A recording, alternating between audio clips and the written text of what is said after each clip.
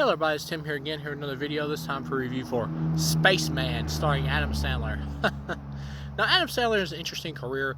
Used to, he would just kind of do these dumb, silly comedies, and I like a lot of them. I like Happy Gilmore. Hell, I even didn't mind Little Nicky when I was younger.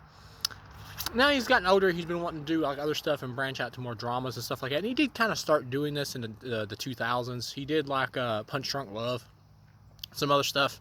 Even 51st Dates or whatever, the one with Drew Barrymore, I believe is what it was. That had a little drama. And then he did Uncut Gems, which was really good. Here he's back doing Spaceman, which is pretty much a drama about his relationship with his wife, who married him, and he's an astronaut, and he's going to go away for a year while she's pregnant. You get the idea that he's withdrawn or whatever from her.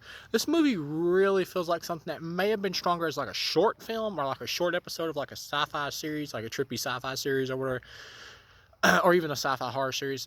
But he's pretty much in space all alone by himself. He's going to be there for like a year, and he's investigating like this big space cloud and everything with particles in it. And all at once, one day, he wakes up in the middle of the spaceship, and out walks a big-ass spider, a spider alien, who's voiced by Paul Dano, who I actually didn't know he was the voice until later, but he does a great job here as the voice of the spider name, who gets nicknamed by Adam Sandler as Hanush, or Hanosh, or however you say it. And the spider, like, he's walking around to him, he keeps calling him, "Skinny human, I must observe thee. I am intrigued to learn about the emotions and why you feel so lonely." So this intergalactic alien creature who can fly through time and space got bored and decided to stop in and check out Adam Sandler. Okay. Now the movie plays it to where, or you get the idea anyway from the movie that it could be just one big hallucination, like maybe the spider isn't even real. Because at the beginning, before the spider shows up, he has a nightmare where a spider's like trying to like come out of his mouth. Now you could say that that was like a prelude to him like starting to slightly lose it, and the spider, like Hanush or whatever, is all fake. Or it could be that's when their minds first start to link up, and that's when he first like feels the spider in his mind. So you could go either way with it. The movie doesn't really play up whether it could possibly be fake or whatever, or hint at it until like maybe you get to like the end of the movie, because the movie plays itself. It does play itself in a way to where the spider could be real or couldn't be real, because by the time you get to the end, they're like floating through the big space cloud and everything, and the spider's like pontificating upon life and everything. And that's when the movie does get a little, it becomes a little pretentious, because the spider creature's like, this cloud of space is the beginning and the end, and you still wouldn't have your woman with you. It's like, you get talking some deep shit, spider. But then when it gets to the end or whatever, after the spider like disintegrates because he's been infected by this some type of parasite or whatever that attacked his race, and he managed to get away, but not before he also got infected. So at the end, it's kind of a really sad moment where the spider like deteriorates in space while Adam Sandler like holds him, and it's pretty sad. You really do feel for the spider creature by the end of this.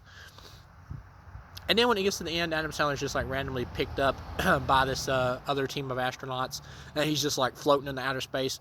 So you get the idea that maybe he never even like entered the cloud or whatever at the end, and maybe it all just was bullshitting in his mind.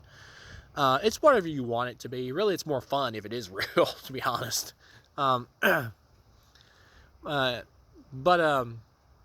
Overall, this would be a 2.5 out of 4 movie for me. This is a decent film. I liked it. It didn't blow me away. I didn't love it. It has a good idea, but this would probably work better as like a short film. I love the trippiness of how it tries to take away from like or take stylish style points from like 2001: A Space Odyssey at the end, when he's like going through the cloud and everything. Clearly trying to ape like those more cerebral, artsy science fiction films of the 70s or whatever. But and maybe even a few in the 60s.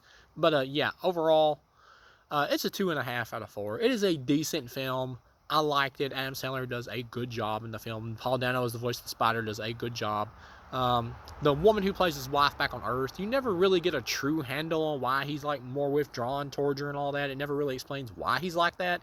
You get some flashbacks to his childhood and stuff with his father and everything, and how his father ended up dying and all that, and it never really gives a reason for why he seems to be withdrawn from his wife, or if it does, it's extremely surface level. It never really goes into it. So overall, for what this is, good performances. Would I watch it again? Sure. Would I buy it? If I found it for like $5, sure.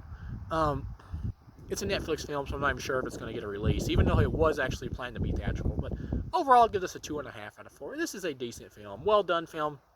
It's worth watching if you're into this type of science fiction, or it's really more of a drama, to be honest. But if you're into this type of movie, it's worth watching. It's not a bad film at all. So thank you guys for watching, and I'll see you again.